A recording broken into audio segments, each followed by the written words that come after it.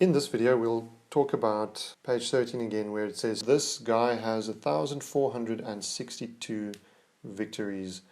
You go put that into Google, you'll get to books and articles like this one. Speaking of Gaius Apuleius Diocles, it was a charioteer with a 24-year career, and he had 1,462 victories altogether. This article over here talks a bit about how much this athlete, this charioteer, earned in his 24-year career. It says here that it's this analogy that Struck, the professor of classical studies at the University of Pennsylvania, used to calculate the modern-day equivalent of the 35.8 million sesterces that this guy earned or won in his career. It says here, by today's standards, that last figure, assuming the apt comparison is what it takes to pay the wages of American armed forces for the same period, would cash out to about $15 billion. So in my researches, I found that this charioteer, this Diocles, is actually referred to as the highest paid athlete in history. So we just saw, 35.8 million sesterces, translating to $15 billion. That's a very well paid athlete. So why this champion? Why this guy with 1,462 victories? I'm still busy getting to the bottom of that, I believe, but as far as I understand it now, this might be a reference to the amount of money that is being spent, or that was spent, in developing this champion of Rome, this coronavirus character.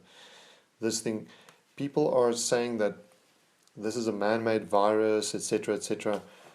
I suspect that this is what this 1462 component has to do with. Is all the research money that was spent in creating this monster over here. Another thing that we can talk about in this video is the senator right in the beginning. It's a very interesting situation that he is in. This is the opening page: chariot strikes pothole, chariot out, recovery vehicle, and then it shows this I have a dream, and immediately you think of Martin Luther King. And this guy says, I have a dream that public funds shall go towards maintaining our Roman roads. And now the whole Senate is looking with angry faces. Look at them, angry faces. They are looking at their leader here, who's asleep because he has been out partying all night. This made me think of the whole way Trump is portrayed in the media. He's like this billionaire and this guy that likes to have parties. And then this complaint comes in, this impeachment comes in. This whole Senate is looking with angry faces at him, and they are thinking, what on earth are you gonna say about this now? So this accusation is made, and this guy tells him, listen, wake up, this is about you. So he's told to wake up. And then he gets up and he says, this guy still says, there's mounting anger in the regions about the deplorable state of our Roman roads. So here is this mounting pressure that's being placed on this leading figure. And certainly I think of the impeachment trials and all the other things that came out, and Trump was in the media for being a very bad leader. And now this character comes up with a plan. He says, lies, lies, lies. Bifidus, he says, I have responsibility for Roman roads, and I cannot accept these allegations. So he says, no, this is all lies. And then he says, so I'd like to take this opportunity to announce a special one-off race.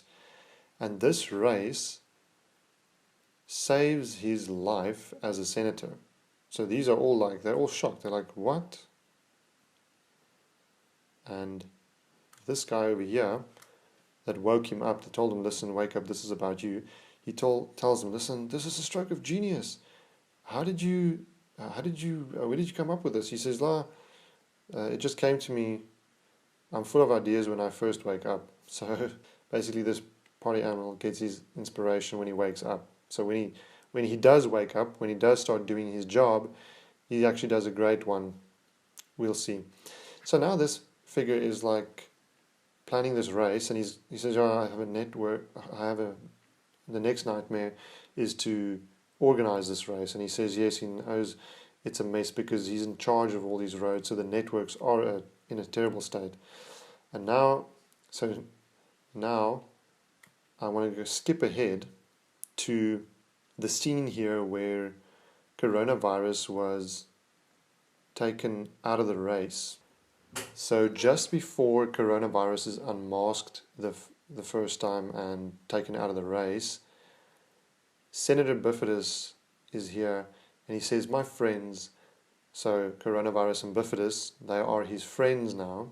He says, my friend, this glorious race has made me a persona grata at the Senate. So everybody loves him.